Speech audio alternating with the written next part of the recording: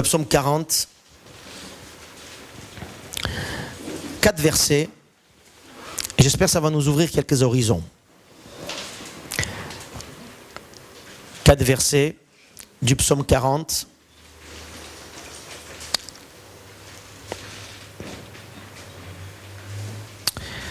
C'est notre ami David qui écrit. Et il nous dit la chose suivante. J'avais mis en Éternel mon espérance, et il s'est incliné vers moi. Il a écouté mes cris. Il m'a retiré de la fosse de la destruction, du fond de la boue. Et il a dressé mes pieds sur le roc, et il a affermi mes pas. Alléluia. Il a mis dans ma bouche un cantique nouveau. Un quoi? Une louange à notre Dieu. Beaucoup l'ont vu et ont eu de la crainte. Et ils se sont confiés en Éternel. 4 versets qui, vraiment, à mon sens, c'est la marche chrétienne. 4 versets où nous pouvons trouver le fondement de la foi chrétienne. Le fondement du chrétien, de celui qui se dit chrétien, croyant. Nous voyons ici 5 étapes. D'abord, nous voyons que David a prié. Il dit, j'ai crié, j'ai mis mon espérance en l'Éternel, j'ai prié. Et le Seigneur s'est incliné vers moi, il a écouté mes cris. Qu'est-ce qu'il a fait après? Il m'a sauvé. Il m'a sauvé de la fosse de la destruction. Il m'a sauvé de l'enfer. Il m'a sauvé de la perdition éternelle. Il m'a sauvé de mes péchés. Il m'a sauvé de mes liens. Il m'a sauvé de ma maladie. Il m'a sauvé, il s'est incliné vers moi. Il m'a sauvé. Quand est-ce qu'il s'est incliné vers moi? Juste, je vous donne une question. Je vous pose une question. Quand est-ce qu'il s'est incliné vers moi? Quand j'ai mis mon espérance et j'ai crié. Pas avant. Et j'ai mis mon espérance parce que j'ai su qu'il y a lui seul qui peut venir vers moi. Et là, il a sauvé, et le texte nous dit, et il a dressé mes pieds sur le roc. Il m'a relevé et il a mis ma vie sur un fondement qui ne bouge pas. Jésus dit, je suis le roc. Quand nous crions à l'Éternel, parce que nous sommes perdus, il vient, il nous sauve en Jésus-Christ. Il fait de nous ses enfants et il nous pose sur le Seigneur Jésus-Christ. Alléluia. Pas ailleurs, pas dans une église, pas sur un fondement d'un pasteur, pas fondement d'un truc. Non, sur Jésus-Christ, parce que le roc, c'est Jésus-Christ. Lui, il ne bouge pas. Toi, tu peux bouger, moi, je peux bouger, mais lui, non. Après, regardez ce qui se passe. Il m'installe sur le Christ. Je vais dire 2-3 choses tout à l'heure là-dessus. Mais tout de suite après, il met dans ma bouche des cantiques nouveaux. Alléluia. Quelqu'un qui accepte Jésus dans sa vie, ses chants changent. Son répertoire change. Ses CD disparaissent. Il y a d'autres CD qui arrivent. Alléluia. J'en ai jeté des CD, moi. Avant, j'écoutais des CD. Bon, il n'y avait pas CD à l'époque. Il y avait des cassettes. Et là, j'en ai jeté. Parce que les chants qu'il a mis dans mon cœur, les chants de louange à Dieu, les chants d'adoration, les chants de puissance qui élèvent vers Dieu, c'est tout à fait différent avec les chants « Je t'aime, tu m'aimes, tu m'as laissé, tu as parti », ce genre de choses. Alléluia. Les chants que Dieu, par son Saint-Esprit, nous remplit le cœur, rien à voir avec les religions. Rien à voir avec les cantiques, avec les listes des chants, des églises et tout ça. Non, c'est un chant spirituel qui vient. Et on est rempli de louanges. Tu peux chanter des chants, mais ton cœur n'est pas dans la louange. Ça peut arriver, ça, Tu chantes des chants, tu ouvres la bouche, tu dis « Jésus, je t'aime, tu es mon sauveur », mais ton cœur est, il est là-bas, à 1000 kilomètres. Mais le Seigneur, par son esprit, il veut nous remplir de l'intérieur cœur des chants de louange, des chants d'adoration, des nouveaux cantiques. Ça veut dire des cantiques qui viennent du ciel. Alléluia. Le chrétien, c'est celui qui chante, même s'il n'a pas une belle voix. Il y en a pas mal qui n'ont pas des belles voix ici, merci Seigneur. Mais je les aime, je les bénis. Le plus important, chanter du cœur. Hein? L'autre jour, j'étais quelque part, j'étais en train de... j'allais commencer à prêcher, et puis j'étais là quelque part, et puis les gens qui étaient là devant, et puis dans la louange, ils chantent, mais très fort, ils chantent, et tout. Mais ils chantent faux. Et moi, je suis là, je dis, Seigneur, s'il te plaît, aide-moi à ne pas l'entendre lui, mais entendre son cœur. Parce qu'il chantait de son cœur, il aimait Jésus. Mais il chante faux, mais c'est pas grave. Alléluia. Le Seigneur veut voir ce qui se passe au fond de nous. Et là, quand le Seigneur nous sauve, mes amis, il nous sauve de la fosse, de la destruction, il nous sauve de l'enfer, et il met sur le roc, et là, il remplit notre cœur par le Saint-Esprit des nouveaux chants, des nouvelles orientations, de nouveaux mouvements dans le cœur. Alléluia. C'est comme ça que tu peux savoir quelqu'un a la foi ou pas. Quelqu'un qui dit j'ai la foi et il a une tronche. Problème. Amen. Et là, regardez, ce genre de personnes, ça se voit, n'est-ce pas? Oui ou non? Et là, le texte, il dit, beaucoup l'ont vu. Et parce que ce gars, il est heureux d'être sauvé, heureux d'être dans le Seigneur, il est dans la louange, dans l'adoration, il est impossible de ne pas le voir. Hein? Parce que, qu'est-ce que Jésus a dit? On ne peut pas mettre la lumière sous le lit. Il faut que la lumière éclaire. Et celui qui est éclairé par le Seigneur éclaire. Alléluia. Beaucoup l'ont vu et du coup, qu'est-ce qui s'est passé? Par lui, ce gars qui vient de sortir de la fosse, par lui, beaucoup rencontrent le Seigneur. Ça, c'est l'évangélisation. Hein? Vous savez, l'évangélisation, ce n'est pas des paroles, c'est une vie. Que les gens puissent venir voir le Seigneur par toi, ce n'est pas par tes paroles, c'est par ta vie. Alléluia. Ne dis rien, mais juste vis. Amen. Chante des chants de louange, aime le Seigneur. Voilà. Calme, cool. Parfois on fait tellement de problèmes théologiques, problématiques dans les églises, on tire de partout et tout ça, alors qu'il faut tout simplement aimer le Seigneur et vivre normalement ta vie. Et voilà ce que le Seigneur veut. Mais attention, il faut que tu sois fondé sur le roc. Amen. Pas sur les sentiments, pas sur les uns sur les autres, mais sur le roc. Et je vais vous dire quelque chose, beaucoup de gens aujourd'hui, des croyants je parle, des croyants aiment la première étape. Je crie à l'Éternel, je crie à l'Éternel. Ils le font parce qu'ils passent parfois par des difficultés. Ils peuvent vivre la deuxième étape, où le Seigneur répond. Le Seigneur vient et les sauve. Il saute très vite la troisième étape et il arrive à la louange, quatrième étape. Et après il commence à évangéliser, cinquième étape. Mais il loupe la troisième étape. La troisième étape. Et c'est quoi la troisième étape? Être fondé sur le roc. Et être fondé sur le roc, c'est l'enseignement, mes frères et sœurs. C'est les principes de la parole de Dieu. C'est être un disciple de Jésus-Christ. Le mot chrétien est venu après, quand les disciples sont devenus des disciples. Être basé sur le roc, mes frères et sœurs. Troisième étape, c'est là. Et si vous regardez, donc ça c'est un peu la mentalité hébraïque, de l'écriture, on dit ça un chiasme. Un chiasme, ça veut dire il y a des choses qui commencent, au milieu c'est le point le plus culminant, et puis après ça finit. Nous en Occident, on fait 1, 2, 3, et le troisième point c'est le point le culminant. Mais dans la culture hébraïque de l'époque, c'est celui qui est au centre qui est le point crucial. Quand vous allez voir les textes, on fait un peu d'exégèse, on va voir que le chiasme, c'est on commence par un truc, par des points, pardon, on arrive à un point crucial, et puis après on réexplique les points cruciaux qui est du milieu. Et si vous voyez, il y a 5 points ici. Le premier, celui qui est au milieu, c'est être basé sur le roc. En fait, quelque part, pour Dieu, ce qu'il aimerait, c'est dans tes problèmes. C'est pas ça son problème, c'est pas de te délivrer, c'est facile pour lui. Amen. Mais pour ce qu'il aime, notre Seigneur, c'est de t'amener sur le roc. Sur le roc, c'est l'enseignement, c'est les principes de Christ, c'est la sanctification, c'est l'obéissance. Dans tes problèmes, nous on est là, Seigneur, sauve-moi de là. Très bien, mais le Seigneur va te sauver de là, il n'y a aucun problème pour ça. Mais ce qu'il veut, il va utiliser cette fosse. Amen. Il va utiliser cette fosse pour que toi tu sois quelqu'un à son image. Pas pour qu'il te sauve. C'est rien sauver. Dieu qui a créé le ciel et la terre, pour lui, c'est quoi te guérir, par exemple? C'est quoi son truc? C'est rien. Mais ce qu'il veut, c'est que de cette fosse, t'amener à un lieu.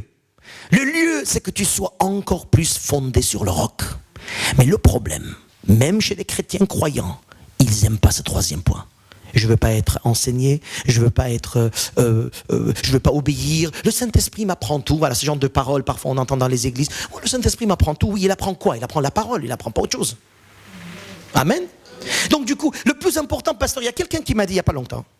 Le plus important, pasteur, arrête de prêcher longtemps. Passons du temps dans la louange.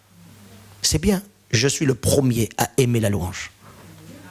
Mais s'il n'y a pas la parole sur laquelle je suis basé, la louange, ça devient sentimental. Ça devient... Alléluia. Il y a le centre. Et pour le cœur de Dieu, il y a le centre. Que tu sois un homme, une femme, basé sur Jésus-Christ, le roc qui ne bouge pas. Que tu apprennes ça, mes frères et sœurs. Que tu apprends l'obéissance, que tu apprends la parole de Dieu, que tu puisses vivre selon le Christ. Ça, c'est le point crucial. La fausse, c'est rien pour lui. Le problème, c'est rien pour lui. Alléluia. Il te délivre de là, merci Seigneur. Mais le problème, il te délivre en t'apprenant des choses. Mais nous, les chrétiens, nous, les têtes, hein, on dit, on n'a pas besoin, on sait tout. Amen. Donc du coup, j'ai commencé à regarder un petit peu mes problèmes autrement. Autrement. J'ai commencé à voir mes problèmes en disant, dans ce problème, qu'est-ce que j'apprends pour que je reste encore plus fondé sur le Christ? Voilà ma question. C'est quoi le... Parce que Dieu, apparemment, pour lui, c'est rien ce problème. Il peut me sauver de là. Mais qu'est-ce qu'il veut m'apprendre pour que je sois encore plus dans le Christ? J'aime beaucoup, je relis. Il a dressé mes pieds sur le roc et il a affermi mes pas.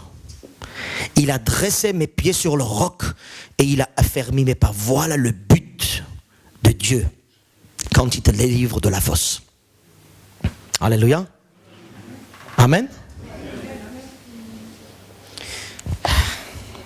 Combien de fois, mes frères et sœurs, nous tombons dans des fosses dans la journée? Plusieurs fois. Nous tombons dans des fosses de la destruction. Ça peut être...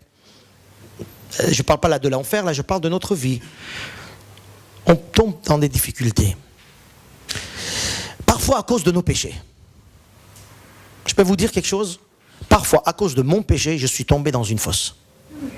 Dans Ecclésiaste, il est dit, celui qui creuse une fosse, il tombera. Alléluia. Celui qui renverse une muraille sera mordu par un serpent. Tu joues avec le feu, tu seras brûlé. Hein. Tu creuses une fosse, tu tombes dedans. Tu casses une muraille, hop, serpent. Mais pourquoi tu casses cette muraille? Laisse-la tranquille. Non, tu casses. Une désobéissance. Tu veux faire un truc à ta tête. Moi j'ai pensé que, moi je sais que, moi j'ai vu que, moi j'ai pas... Voilà. Eh bien tu casses ta muraille. Eh bien il y a un serpent qui va venir. Hein. Ecclésiaste, il le dit, c'est lui qui casse une muraille, mordu. Tu tombes tu creuses une... Moi c'est passé une fois. Quand j'étais enfant, on creusait des fosses pour faire tomber les gens. Hein, dans les... Ouais, mais quand on faisait des travaux dans la guerre, il y avait beaucoup de travaux à faire, donc dans la rue et tout ça. Bon, il y avait des tas de sable comme ça. Puis on creusait des trous. On mettait un petit peu un sac dessus avec un peu de sable, comme ça se voyait pas. Et puis on était derrière. Et puis on disait à l'ami, viens, je vais te dire un truc. Il tombait devant nous. Voilà. On faisait beaucoup. Et une fois, on m'a fait. C'est moi qui avais donné l'idée. C'est moi qui suis tombé dedans. Eh oui, celui qui tombe, qui creuse, il tombe. Donc, parfois, on tombe dans des événements, dans des situations difficiles à cause de nos péchés. Et moi, en tant que pasteur, je vois parfois dans la vie de mes frères et sœurs, dans la vie des uns et des autres, pasteur, prie pour moi. Ah bon, qu'est-ce qui s'est passé? Mais ça s'est passé, ça. Oh, je dis, on va prier pour ça. Mais l'année dernière, en fait, pourquoi tu as laissé ça? Parce que l'année dernière, tu as laissé, maintenant, un an après, tu as ce problème. Tu as creusé, et là, tu tombes.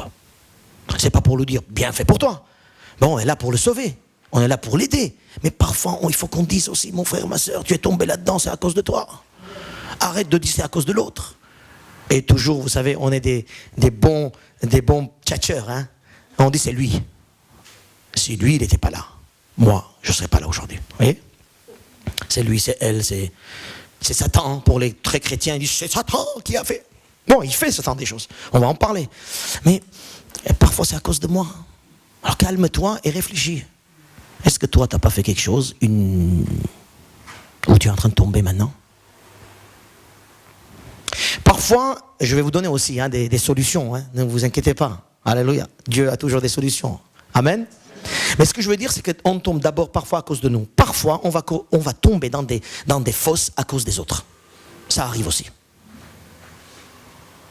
À cause des jaloux. À cause des gens méchants. Alors que nous sommes pour rien. Ça peut arriver aussi. Par exemple, l'histoire de Joseph. Dans Genèse 30. Qu'est-ce qui s'est passé? Il avait 17 ans. Le papa aimait Joseph. C'est pas pour rien. Il aimait son fils. Il n'a rien fait pour ça. Il a vu des rêves. Lui, il a vu des rêves. Il était pour rien, il a vu des rêves. Il vient raconter à ses parents, à ses frères. Et ses frères commencent à lui dire, mais tu te prends pour qui, toi? Nous, on va prosterner devant toi dans ton rêve, dans le rêve. Donc, il commence à être jaloux de Joseph. Et la Bible nous dit qu'on a pris Joseph, on l'a amené dans une fosse. On l'a jeté dans une citerne. Vide. Et oui, il est tombé dans une fosse à cause des autres. Il a rien demandé. Attention à vos amis. À cause de vos amis, parfois vous pouvez tomber. À cause de, je ne sais pas. Parfois, il y a des gens qui nous attaquent. Je ne sais pas pourquoi.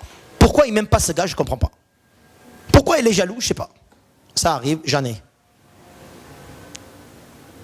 On tombe parfois à cause des autres. Parce qu'ils sont jaloux, parce qu'ils sont méchants. C'est l'exemple de Joseph. Et puis parfois, on tombe dans une fosse à cause de notre fidélité à Dieu. Ça, c'est Jérémie. Jérémie chapitre 38. Là-bas, qu'est-ce qu'on voit? On voit que Jérémie, il était là, devant le roi et devant le peuple, la cour, et il disait, cette ville va être détruite parce que Dieu dit qu'elle va être détruite. On lui dit, mais tais-toi, arrête de décourager. Il dit, mais je ne sais pas, c'est la parole de Dieu. Je vous dis la parole de Dieu. Je suis fidèle à la parole de Dieu. Je vous dis que cette ville va être détruite. Je reste fidèle. Il reste fidèle. On lui dit, attends, on va te tuer. C'est pas grave. Je veux rester fidèle. Donc on l'amène dans une citerne, on le jette dans une citerne, et on la jette dans une citerne avec plein de boue. La Bible nous dit plein de boue, donc il est tombé dans la boue jusque-là. Le prophète de Dieu, quelqu'un fidèle à Dieu, il est allé jusqu'au bout. Il est dans la boue maintenant. Et oui, parfois on tombe à cause de notre fidélité à Dieu. Vous me suivez? Parfois à cause de moi, parfois à cause des autres, parfois à cause de ma fidélité. Et quatrième image que je vais donner, c'est Daniel. Il est aussi tombé dans une fosse. Fosse au lion. Alléluia. Le lion, ça vous rappelle qui? Satan. Et parfois, c'est Satan même qui nous pousse dans une fosse. Pour nous voler notre fidélité à Dieu. Parce que si vous écoutez, en tout cas, si vous rappelez l'histoire de Daniel, Daniel c'était un homme de Dieu en plein ennemi, en pleine terre d'ennemis, et on lui dit, il ne faut plus que tu pries. Lui, il ouvre les fenêtres et il prie. Pour que tout le monde le voit. Il s'en fiche. Il prie, il continue à être fidèle. Alléluia pour des hommes et des femmes fidèles dans ce monde. Il n'y en a pas beaucoup, il n'y en a plus beaucoup. Je suis fidèle tant que ça ne me dérange pas. J'aime Dieu tant que ne me touche pas. Mais là, le gars, il dit, on va te tuer. Et lui, il était ministre, attention, c'est pas... Il a un rôle extrêmement très haut. Et on le dit, on va te destituer de là, on va te tuer. Lui, il dit, je m'en fiche, je continue. Et on met dans la fosse au lion. Et vous savez ce qui se passe? Quand c'est Satan lui-même qui attaque, c'est Dieu lui-même qui délivre. La Bible nous dit, il est resté toute une nuit avec des lions autour de lui. Aucun lion s'est approché de lui. C'est pas bébé, c'est pas une histoire d'enfant, c'est pas école du dimanche. C'est la réalité. C'est pas une école du dimanche, là, c'est une réalité. Et ils sont venus, les lions, ils étaient affamés, là, parce qu'après, j'ai prêché il y a quelque temps là-dessus, parce qu'après, ceux qui ont tombé à la place de Daniel, ils l'ont dévoré cru. Ils étaient affamés, ces lions. Donc, s'il vous plaît. Donc, ils étaient bien affamés, mais la Bible nous dit, un ange de Dieu est venu fermer la bouche des lions. Alléluia. Parce que le lion, qui est représenté par Satan, ou Satan représenté par lion, quand il attaque, Dieu, il est toujours dans les coins, dans les parages. Dieu ne laisse jamais ses enfants fidèles être dévorés par le diable.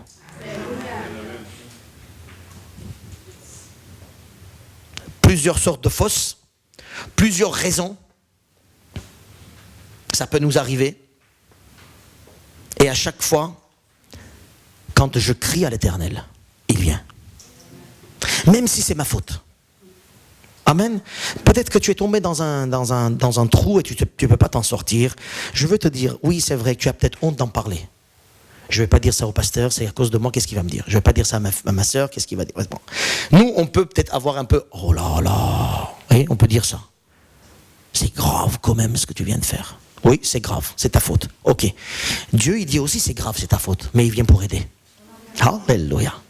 C'est pour ça que la grâce est tellement importante. Et nous avons encore le temps de la grâce. Le gars, la personne la plus pécheresse de ce monde peut venir devant Dieu sincèrement. J'écris à l'Éternel, sors-moi de là, Seigneur. Et mets mes pieds sur le roc. C'est ça, hein? Pas sors-moi de là juste pour me sortir de là. Mets mes pieds sur le roc, je vais vivre avec toi, Seigneur. Et tu vas voir comment il te sauve. Amen. Il y a des gens parfois, ils disent, oh, priez pasteur pour qu'on puisse sortir de là. Après, il y a une personne qui est venue il y a quelque temps. Prie pour que je puisse avoir des papiers. J'ai dit, pourquoi faire? Qu'est-ce que tu veux faire avec les papiers? Et que je puisse avoir maison, enfant, voilà, que je puisse en gagner de l'argent et tout ça.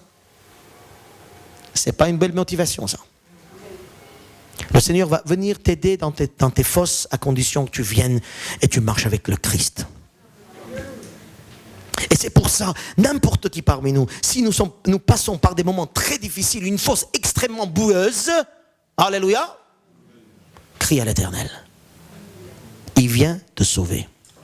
Il vient te sauver parfois lui-même, comme l'histoire de Daniel, lui-même. Personne ne pouvait entrer sauver Daniel. Hein. Parfois nous avons des situations, mes frères et sœurs, où personne ne peut venir nous aider. Et il vaut mieux pas qu'ils viennent non plus. Hein. Oui, non mais c'est vrai. Parfois, il y a des situations, personne ne peut m'aider en plus. Il y en a qui viennent me dire, parfois, ils me disent, dis-moi, qu'est-ce qui va? Tu ne peux pas m'aider. Pourquoi je vais t'embêter pour ça? Il n'y a que le Seigneur qui peut faire. Et il y a des situations où le Seigneur lui-même doit venir intervenir. Mais il y a des situations, parfois comme Joseph, par exemple. Joseph. On sait que c'est Dieu qui a permis que Joseph se lève de là. Mais Dieu n'est pas venu directement. Qu'est-ce qu'il a fait? Il a envoyé les Arabes, hein, les Ismaélites. Et plusieurs fois dans la Bible, les Ismaélites sauvent le peuple de Dieu aussi. Hein. Avis aux ceux qui n'aiment pas les Arabes. Hein. Attention au racisme. Hein. Oui, mais je dis ça parce que parfois, même chez les chrétiens, on voit le racisme un peu dans les... Alors, les Ismaélites arrivent. Quand est-ce qu'ils arrivent? Quand Joseph était dans le trou. Circonstance qui a été créée par Dieu. Il n'y a pas d'hasard. Mais c'est un étranger qui est venu le sauver. Ce n'est pas ses frères. Ses frères à lui étaient jaloux. Ils l'ont tabassé. Ils ont envoyé dans le trou ses frères à lui. Mais un étranger et des étrangers sont venus le sauver. Alléluia. Merci Seigneur pour tous les étrangers, des frères et des sœurs, des amis que nous avons autour de nous, que Dieu va utiliser pour que nous soyons débarrassés, sortis. Merci Seigneur. Gloire à lui, même s'ils ne sont pas dans la foi. Hein. Avec les jeunes, hier, on a parlé de l'amitié. Et oui, il y a parfois des amis, vraiment, on peut leur donner toute notre vie. Il y a des vrais. Et là, Joseph, il crie parce qu'il ne sait pas qu'est-ce qui se passe, pourquoi il est tombé là, qu'est-ce qu'on lui a fait. Bon, ben voilà, il crie. Et le Seigneur envoie des Ismaélites. À ce moment-là, minute par minute, chronométré dans l'horloge divin, tout est chronométré. Hein? Alléluia. Tu sors d'ici, tu vas rencontrer quelqu'un, c'est pas hasard. Hein? Amen. Chronométré. C'est à toi et à moi de bien utiliser la montre du Seigneur. Amen. Et donc, chronométré. Lui, il est dans la fosse. Et puis hop, les Ismaélites arrivent. Et ils lui disent, allez, on va vendre Joseph aux Ismaélites. Donc parfois Dieu sauve par des circonstances. Amen. Derrière, il y a lui, mais il n'intervient pas directement. Il crée une situation pour te sauver de là. Vous me suivez? Notre Dieu est vraiment plus grand de ce que vous pensez. Qu'est-ce qu'on pense? Un chronométrage extraordinaire qui peut exercer en faveur de ceux qui l'aiment. Alléluia. Parfois, le Seigneur va venir nous aider. Là, l'histoire de Jérémie. Il est dans la boue. Tout le peuple du roi le jette dans la boue parce qu'on lui dit arrête de parler. Tu parles trop. Tu es dans la boue. Et il s'appelle un Ebed Melech. Ebed Melech. Ebed en hébreu, si tu sais Jean-Jacques, et en arabe veut dire esclave. Rabat en arabe veut dire esclave. Regardez le nom de ce gars, qui n'est pas juif, c'est un étranger. Rien à voir là. Abed Melech, ça veut dire esclave roi. Tu te rends compte du nom du gars? Avis à ceux qui sont enceintes pour leurs enfants, on peut donner Abed Melech.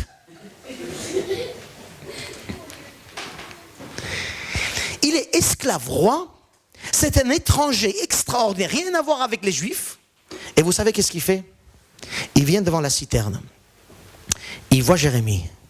Il dit Jérémie, je vais te sauver de là. Et vous savez qu'est-ce qu'il fait? Ça j'aime bien. Il y a un peu d'humanité quand même. Il va voir trouver des chiffons avec les cordes qu'il va envoyer pour sortir de la citerne. Il va envoyer les cordes et il va envoyer aussi des chiffons en lui disant Jérémie, mets-les sous tes aisselles. Comme ça tu ne seras pas blessé quand je te sauve de là. Alléluia. Pas seulement il sauve, mais aussi il pense à ce que l'autre ne soit pas blessé. Alléluia. Il y a des amis comme ça parfois. Et en tout cas, j'espère que vous en avez. Et j'espère que vous serez des gens comme ça aussi.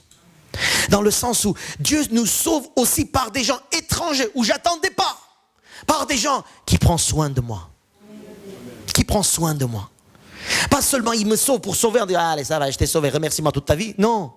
Prends soin. Il y a des gens aussi qui sauvent, qui te font une petite aide. Toute ta vie, il faut que tu dises merci, merci, merci, merci. Et si tu ne dis pas, il t'appelle une fois, ça va? Pour que tu te rappelles, pour lui dire, ah, merci d'ailleurs. Ouais. Non, mais il y a des gens comme ça. Voilà. Hein? Mais ça, le gars, il est étranger. Il sait très bien qu'il ne va pas rencontrer Jérémie. Il le sait. Il ne va plus le voir. Il jette. Aisselle. Doucement, Jérémie, doucement. Il ne faut pas que tu sois blessé. Eux, ils t'ont jeté, mais moi, je te sauve. Alléluia. J'aime beaucoup comment le Seigneur travaille, mes frères et sœurs. Il intervient parfois lui-même. Il crée des circonstances. Il envoie des amis. Merci Seigneur. On peut relire le texte? Parce que de temps en temps, il faut garder le texte en tête. Hein? J'avais mis en Éternel mon espérance et il s'est incliné vers moi. Il a écouté mes cris. Il m'a retiré de la fosse de la destruction, du fond de la boue. Et il a dressé mes pieds sur le roc, il a affermi mes pas. Et il a mis dans ma bouche un cantique nouveau, une louange à notre Dieu. Beaucoup l'ont vu et ont eu de la crainte et se sont confiés en l'Éternel. Amen. Mes frères et sœurs, quand tu cries, l'Éternel vient. Parfois, il faut du temps. Joseph, on l'a jeté dans la boue, dans la fosse. Les amis sont venus le sauver. Plutôt les Ismaélites. Mais ça a duré plein d'années, 3-4 ans, pour qu'il soit vraiment sauvé. Vous vous rappelez l'histoire de Joseph? Il est sauvé de là, on le vend comme esclave. Bon, il n'est plus dans la boue, mais il est toujours esclave. On le vend comme esclave à Potiphar. Potiphar, c'était un ministre, à l'époque, égyptien. Et la femme de Potiphar, très à la mode à l'époque, a lui faire des propositions à notre jeune qui a 17 ans, Joseph. Et Joseph, qu'est-ce qu'il dit? Je ne peux pas pécher contre l'Éternel en faisant ce qui est mal devant ton mari. Il est resté fidèle, hein, ces 17 ans. Je ne sais pas, les 17 ans de chez nous, là, qu'est-ce qu'ils auraient fait, hein? Ou même les plus. Femme du ministre, qui a toutes les autorités, toute l'autorité nécessaire, belle, qui fait des avances. Je sais pas. 17 ans, le gars. Il n'a pas dit, de toute façon, Dieu m'a jeté, je m'en fiche de tout ça, je vais continuer ma vie comme ça, je vais devenir ministre. Mais il a dit, je reste fidèle à Dieu. Et vous savez ce qui s'est passé? L'histoire, nous on peut dire, ben alléluia, il est resté fidèle, Dieu l'a sauvé. Eh ben non, Dieu n'a pas sauvé à ce moment-là. Dieu l'a sauvé 3 ou 4 ans après. Mais en attendant, il est allé en prison. Là-bas, il a souffert. N'oubliez pas ce que je vous ai dit tout à l'heure. Le but de Dieu, ce n'est pas de nous sauver, mais de nous éduquer sur le Christ. Et ces années de souffrance de Joseph l'ont tellement éduqué qu'il est devenu ministre de Pharaon. Premier ministre. Mais vous savez pourquoi il est devenu premier ministre? Parce qu'il est resté fidèle. Le temps, avant que le Seigneur intervienne, ce temps-là, mes frères et sœurs, c'est un temps où toi et moi, nous devons apprendre la persévérance et la fidélité. Ça prend du temps parfois. Pour Daniel, ça fait toute la nuit. Pour Jérémie, quelques jours. Pour Joseph, quelques années. Ce temps, il faut que ce soit un temps de persévérance et de fidélité. Avant que le Seigneur vienne nous sauver. N'oubliez pas, son but, c'est de nous apprendre la fidélité. Amen. Vous me suivez un peu? Alléluia. Ce que j'aime bien dans l'histoire de Daniel, par exemple, c'est que malgré ce silence de Dieu, où Daniel voulait servir Dieu, voulait prier devant tout le monde. Il attendait peut-être que le Seigneur intervienne, mais il n'est pas intervenu. Il y a eu un silence de Dieu, comme Joseph, silence de Dieu pendant des années. La Bible nous dit que Dieu était avec lui, mais Joseph ne savait pas ça. Il savait qu'il devait être fidèle. Je ne pense pas qu'un ange est venu lui dire « T'inquiète pas, je suis là », comme il a fait à Pierre. Ce temps où Dieu est dans le silence, que ce soit Jérémie, Daniel ou Joseph, ils ont appris l'obéissance. Ils ont appris la fidélité. Ils sont restés fidèles aussi, tenez-vous bien, aussi à leur responsabilité du jour. Amen. Ils n'ont pas dit, ouais, en tout cas Daniel, il n'a pas dit, ouais, je reste fidèle à Dieu, je m'en fiche le roi, de toute façon, moi je vais prier. Non. Il est resté fidèle à son roi, dans son service. C'est-à-dire fidèle à ses responsabilités du jour. Nous en avons tous des responsabilités. Femme de maison, maman, papa, travail, patron, je ne sais pas, retraité. Dans l'église, on a des responsabilités. J'écris à l'Éternel, il me délivre de la fosse. Mais avant qu'il me délivre de la fosse, il me dit, reste fidèle à tes responsabilités. N'oublie pas ce que tu es. Beaucoup de gens vont dire, j'ai plein de problèmes, je ne viens plus à l'église. Ça ne marche pas ça. Reste fidèle à tes responsabilités, reste fidèle à tes responsabilités. Daniel, il est resté fidèle à ses responsabilités. Vous savez ce qui s'est passé dans la Bible? C'est chapitre 7. Ils sont venus trouver Daniel pour essayer de trouver un problème dans son ministère, en tant que ministre. Et la Bible nous dit, ils n'ont rien trouvé. Extraordinaire. Il était fidèle, le gars, il était juste. Il travaillait selon l'ordre du roi, même s'il n'aimait pas le roi, parce que le roi allait l'interdire pour le prier. Mais il reste fidèle parce qu'il est ministre. C'est son travail. Alléluia. Il n'est pas sentimentaliste. Hein? Le pasteur m'a énervé, je ne vais pas lui dire bonjour aujourd'hui, par exemple. Mon patron, il m'énerve trop, je ne lui dis pas bonjour. C'est ton patron, tu le respectes. Point à la ligne. Amen. Pour ceux qui ont des patrons un peu bizarroïdes. Hein. En attendant, je reste fidèle. Oui, j'ai des problèmes, je suis dans la fosse, j'ai plein de problèmes autour de moi. Mais en attendant, je reste fidèle parce que je crois que mon Dieu dirige tout ça. Ah, s'il n'y a pas cette foi, il n'y a plus rien. Alléluia. La Bible nous dit, il n'avait rien à se faire reprocher dans ses responsabilités. Et il dit, quand il a été sauvé de la fosse, il dit, j'ai été délivré parce que j'ai été trouvé innocent devant toi, au roi. Il dit au roi, parce que le roi, il est venu après, il dit, qu'est-ce qui s'est passé? Les lions, ils t'ont pas mangé? Et il dit, ben non. Et tu sais pourquoi, mon roi? Parce que j'ai été trouvé innocent devant Dieu. Alléluia. Tu peux dire ça, toi? Je suis innocent devant Dieu, selon sa parole. Tu dis, mais oui, je sais, mais peut-être Dieu. Non, il n'y a pas peut-être. Innocent ou pas? Voyez, combien notre vie devrait être en conformité avec la parole de Dieu. Sur le roc, sur le roc, sur le roc. Pas sur les sentiments, sur le roc. Pas sur les saluts, sur les situations. Non, sur le roc. C'est là que le Seigneur va dire, celui-là, on le sort de là. Amen.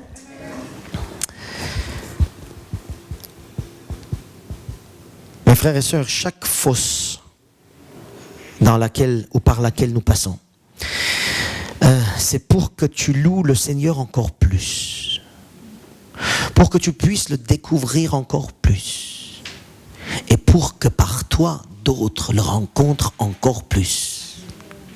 Chaque bout, en fait, pour moi, c'est une occasion extraordinaire d'être plus haut après. Vous croyez à ça?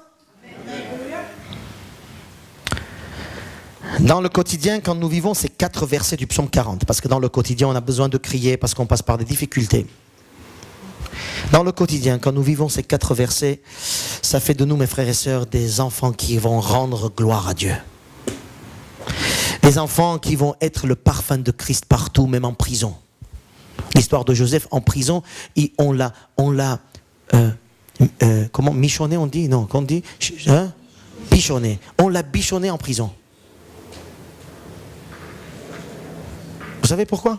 Il est resté fidèle. On l'a oublié aussi, hein? On l'a mis de côté. C'est ça, quand on te sert, après tu es plus serviable ou tu es plus... On t'oublie. C'est pas grave. Mais Dieu n'oublie jamais. Amen. Et voyez, voilà dans la fosse, plusieurs fosses, je vous ai montré, plusieurs fosses. De toutes ces fosses-là, le Seigneur veut nous délivrer. Mais à condition que tu puisses crier et tu puisses avoir le même objectif que lui.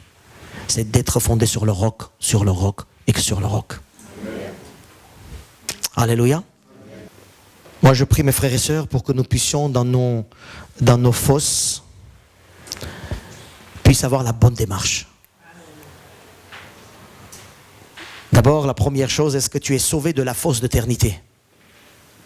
Ça, c'est l'enfer. Est-ce qu'un jour tu as crié? Est-ce qu'un jour tu as dit au Seigneur, Seigneur, sauve-moi de l'enfer. Pardonne-moi.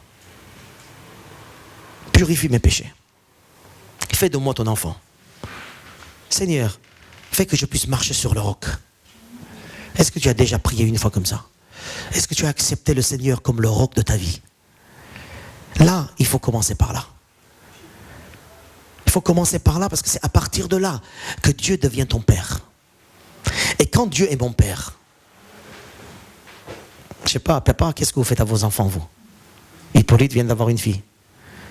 Comment tu l'aimes, ta fille? D'autres vont en avoir. Les papas, comment on aime nos filles, nos enfants? Mais on donne toute notre vie pour eux. Parce que je suis le Père. Amen. En tout cas des vrais pères. Hein. Mais mon Père Céleste, qui est le vrai Père, il se donne pour moi. Et il a donné son Fils pour moi. Parce qu'il est devenu mon Père. Alors, si je dis Seigneur, deviens mon Père et que je deviens ton enfant, à partir de là, voilà. Aucune fosse me séparera de son amour. Amen. Vous croyez dans Romains 8, verset 38, à partir de verset 38, il dit, rien ne nous sépare de l'amour de Christ. Aucune fosse, aucune difficulté. Alors, ne vous concentrez pas sur la fosse. Concentrez-vous sur la main qui vous fait marcher sur le Christ. Pendant les fosses. Pendant ces difficultés, la main qui vous fait marcher sur le Christ. Amen. Voilà le message pour aujourd'hui. Et je prie pour que le Seigneur puisse nous donner, mes frères et sœurs, cette stratégie de vivre avec lui, car il est digne de recevoir louange, adoration, aujourd'hui, demain, après-demain. Levez-vous, on va prier et on va remercier le Seigneur pour ce texte et pour ces promesses qu'il nous donne en Christ. Pour nous, il est, Seigneur, il est indispensable que dans nos vies, nous puissions te donner la priorité. Oui, j'avais mis toute mon espérance en Éternel, dit David. Nous voulons mettre notre espérance en toi. Car nous savons que d'abord il y a la fosse de l'enfer qui nous sépare de la grâce éternelle. Tu nous sauves de là par Jésus-Christ notre Seigneur. Mais aussi il y a les fosses qui nous entourent. Parfois nous tombons nous-mêmes dans les fosses que nous avons creusées. Parfois nous tombons à cause des autres, à cause de Satan. Mais nous savons, Seigneur, que dans toutes ces choses, quand nous crions, tu es là pour nous sauver. Nous sauver et nous mettre sur le roc, sur Jésus-Christ notre Seigneur. Marcher selon ses principes, dans l'obéissance de sa parole, être un disciple de Christ.